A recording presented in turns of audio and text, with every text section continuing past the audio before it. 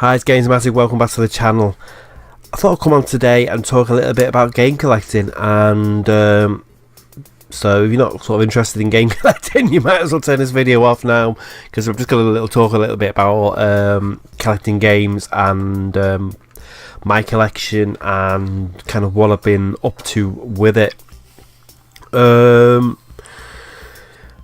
When I first started game collecting, or decided I was going to sort of get some kind of collection together, I don't think anyone really starts collecting. You just sort of buy games when you want to play them, and they kind of build up. And for me, actually, initially it was a lot of PC games. Sort of back in the very late 90s and early 2000s, I was primarily a PC gamer. I used to have a lot of these big box games, and obviously the formats changed and they went to the kind of DVD cases, and I did have a lot of them lying around, and I still do have a lot of them lying around. A lot of the big boxes went. I wish I hadn't done now, I should have kept them, and that's probably where sort of the game collecting thing started. I always had games when I was young, but I never collected them. I never kept them. I always traded it in for the latest system and things like that, which I think a lot of people do when they're younger. And then when you get older, you kind of start thinking, God, I wish I had that. That was a really good game. I wish I had that one back. But getting back to what I want to talk about is I did something sort of this weekend that I haven't ever really done before. And just have a drink.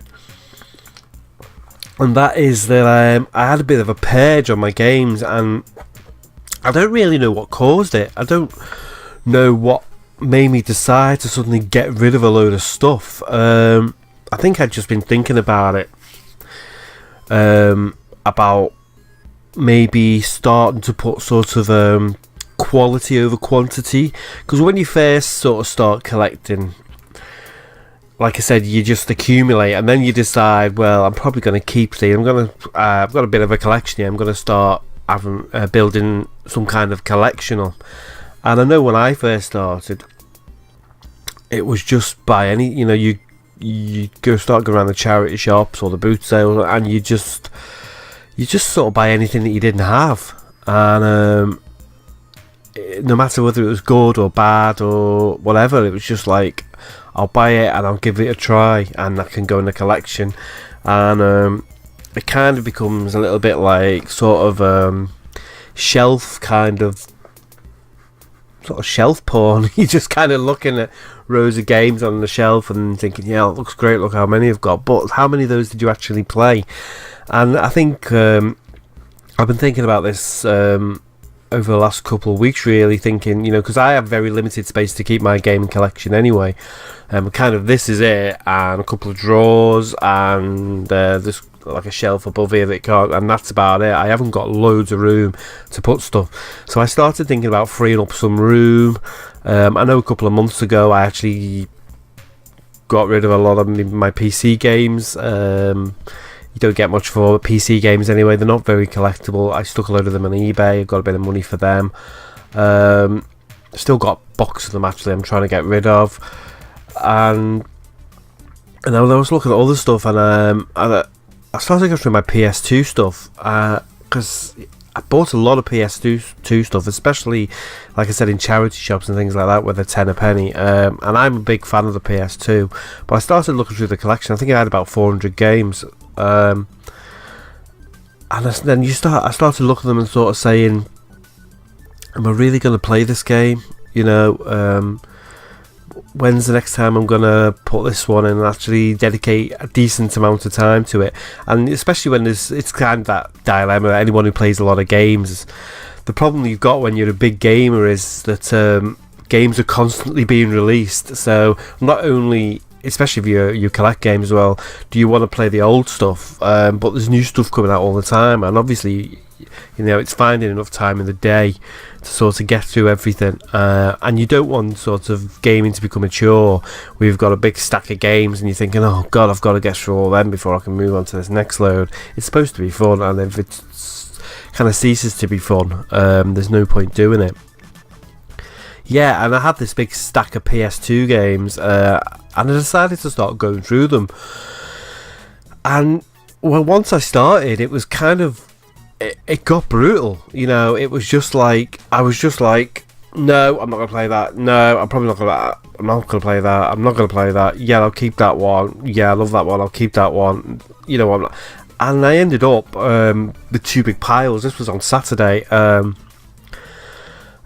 I looked, and then I kind of rearranged my PS2 games back to the ones I've decided that I will keep. You know, the really like the classic ones that are really good quality games, or ones that I personally have some kind of nostalgic attachment to, and then looked at the rest of them, and there was just this massive pile. And when I counted it up, there was something like 110 games there. And you know, PS2 big games, just stuff like you know, like say, for example, Gran Turismo 3 and 4. They're great games, and they were great back in the day, but am I really going to go back and play right through Gran Turismo 3 and 4 again, where I've got like Forza on my Xbox, I've got Drive Club on my PS4. If I want a hit of really good driving, am I going to be asked to go back and play Gran Turismo 3 and 4 again? Probably not. Devil May Cry, which I had actually been playing a little bit of, I had all three of them games, and then I thought, well, you know, I could probably get these again. There is the HD remaster come out on the PS3. I'll pick that up and get rid of these three. And same with some other games actually. Metal Gear Solid. I've actually got the HD remasters of them, so they're kind of just taking up room on the shelf. And I'm never going to play them, because if I want to play Metal Gear Solid 2 again, I'll just play the HD remaster again. So, and things like that. A lot of kids games, a lot of kids kind of not kids games, because some kids games are great, but you know, like The Incredibles PS2 game. You know, it's probably a great game and everything, but am I really going to go back and play that? You know, it's great to sort of dip my toe in and have a go, and you know, my little boy likes playing the odd sort of Disney game, but no, for the amount of time that I'm going to spend on it compared to the amount of room it's taking up on the shelf, it was just like, no, I'll get rid of that too. And I ended up with this two massive big piles of games. I ended up putting them in two of these big sort of supermarket bags, you know, the big canvassy ones you can get, and I actually ended up taking them down to a game shop and trading them in, and I got about £80.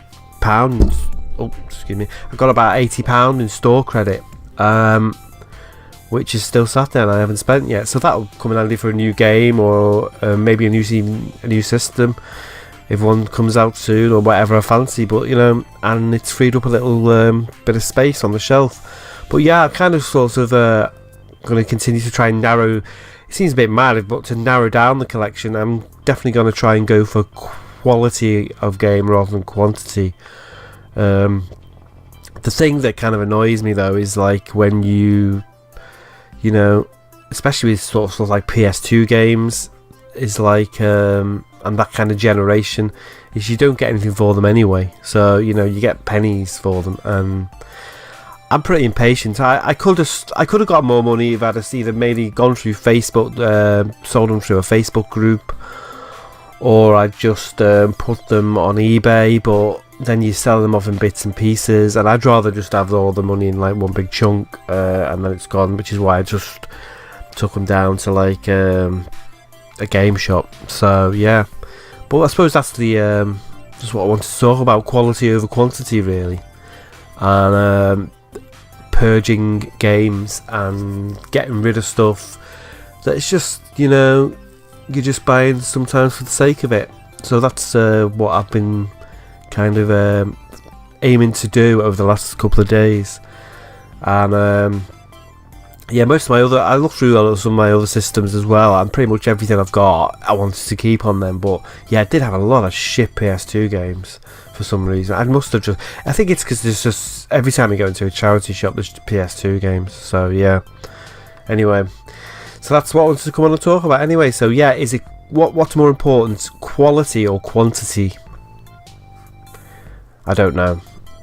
So there you go. Anyway, thanks for watching, and I'll be back with another load of bullshit soon. Alright, take care. Bye.